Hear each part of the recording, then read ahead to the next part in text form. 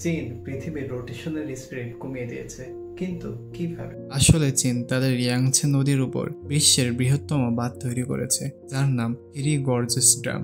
এটি 600 ফুট উঁচু এবং 7500 ফুট লম্বা। এই ড্রাম প্রায় 39 ট্রিলিয়ন কেজি পানি স্টোর করতে পারে। অর্থাৎ যেই পানি আগে অবাধে নদীতে প্রবাহিত হয়ে শেষ পর্যন্ত মহাসাগরে ছড়িয়ে পড়ত, সেই পানি এখন এই বাঁধের কারণে নির্দিষ্ট এলাকায় স্টোর হচ্ছে। মূলত পৃথিবীর উপর একটি পানিপূর্ণ বিশাল বাঁধ রেখে দেওয়া হয়েছে। কিন্তু এর সাথে পৃথিবীর রোটেশনের কি সম্পর্ক? এই ভিডিওটি দেখুন। এই লোকটি তার হাত ছড়িয়ে ধরে, তখন তার রোটেশনের স্পিড কমে যায়, আর হাত শরীরের কাছে আনলে স্পিড বেড়ে যায়।